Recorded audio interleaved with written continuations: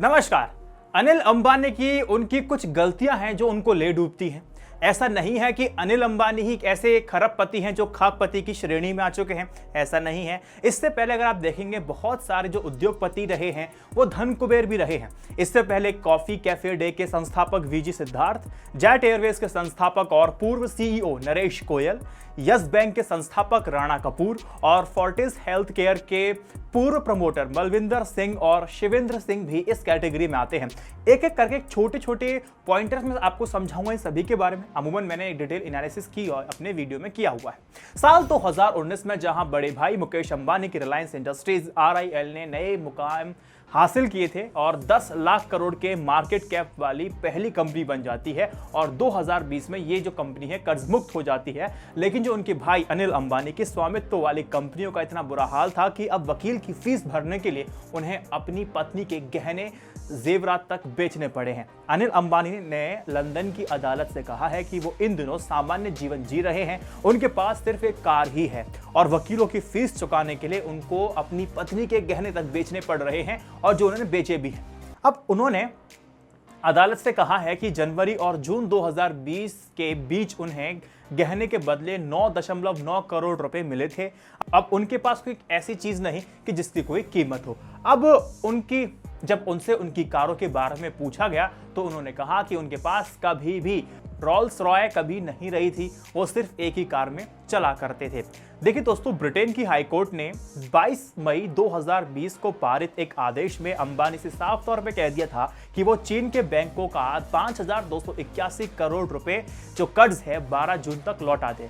उनसे बैंकों की जो लीगल फीस है 7 करोड़ रुपए भी दिए जाएं, ऐसा भी उस आदेश में कहा गया था। पहले एक बैकग्राउंडर समझ लीजिए कि आखिर ये खरबपति से खाकपति अनिल अंबानी कैसे बन जाते हैं। देखिए दोस्तों, कुछ गलतियां हुई हैं। देखिए 2002 में पिता धीरूभाई अंबानी की मौत के बाद दोनों भाइयों में कारोबार का बंटवारा होना लगभग तय था। 2005 में उनकी मां ने दोनों भाइयों के बीच रिलायंस के कारोबार का बंटवारा किया। मुकेश को पेट्रोकेमिकल मिला तो अनिल के हिस्से में टेलीकॉम, फाइनेंस और एनर्जी यूनिट्स आई।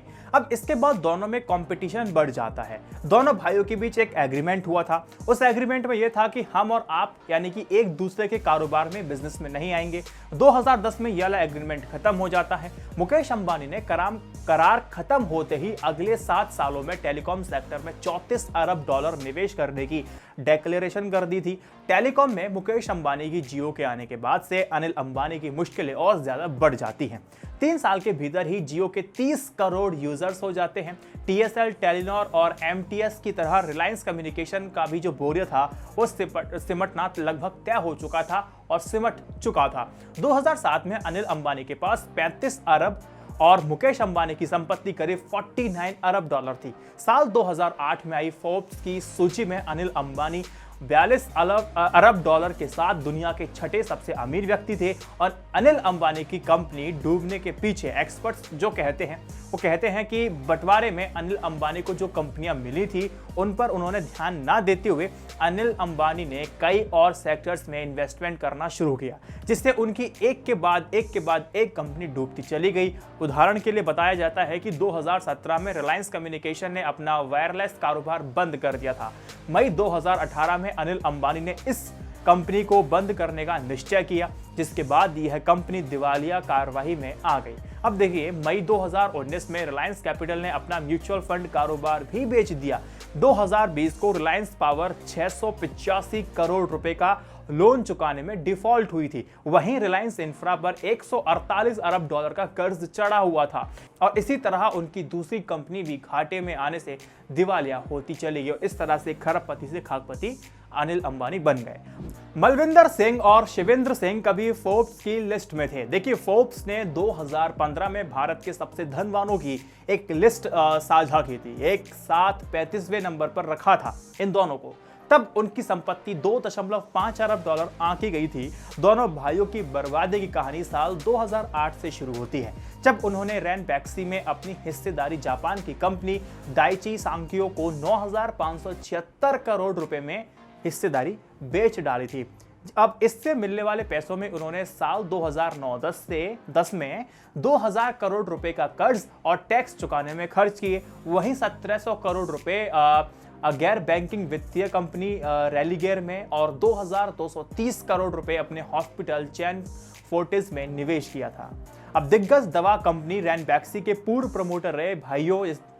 प्रमोटर भाइयों मलविंदर और शिवेंद्र सिंह को जापानी कंपनी दाइची सांक्यो केस में अवमानना का दोषी पर 2019 में जेल भी जाना पड़ा था। अब तो ये दो खरबपति खाकपति बनते आपने देखे। राणा कपूर इसी लिस्ट में तीसरा नंबर है। यस बैंक के सह प्रवर्तक अब सलाखों के पीछे हैं।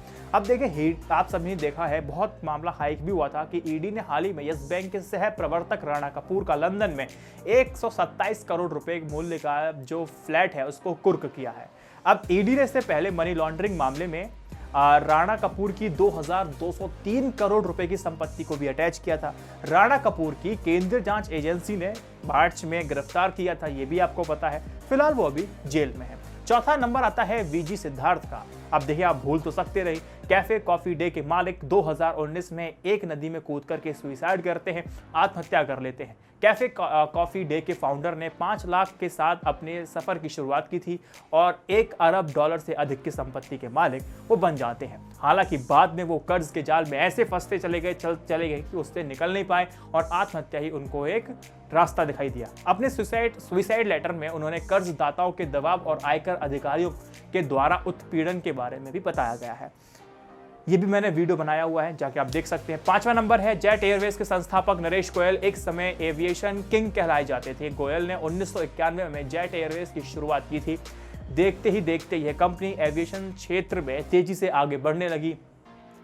अब नरेश गोयल के गलत फैसले से यह कंपनी भारी कर्ज में आ गई। दरअसल जेट एयरवेज को विदेशों के लिए उड़ानें भरने वाली एकमात्र कंपनी बनाने के लिए गोयल ने 2007 में एयर सहारा को 1450 करोड़ रुपए में खरीद लिया था और जिसके बाद अब वो मार्केट में एग्जिस्ट ही नहीं करते हैं। कुछ डिसीजन होते हैं जो उनको बर्बाद कर देते हैं। जब डिसीजन लिए जाते हैं उस समय समझ में नहीं आता, लेकिन जब बाद में सबका एक एनालिसिस किया जाता है तो चीज़ समझ में आती हैं कि अगर ये गलती नहीं की होती तो हम ये नहीं हुआ होता। दोस्तों, मुझे उम्मीद है कि आपको छोटा सा इंसाइट आपको समझ में आया होगा, पसंद भी आया होगा। वीडियो को शेयर कीजिएगा। i9 न्यूज़ इंडिया की जर्नलिज्म को सपोर्ट करने के लिए आप मेंबरशिप ले सकते हैं। आप लोगों को उसमें फायदा भी मिलेगा और मुझे फाइनेंशियल सपोर्ट भी आप करेंगे। जय हिंद, वंदे मातरम। Stay updated, stay educated. सत्यमेव जयते। नमस्कार।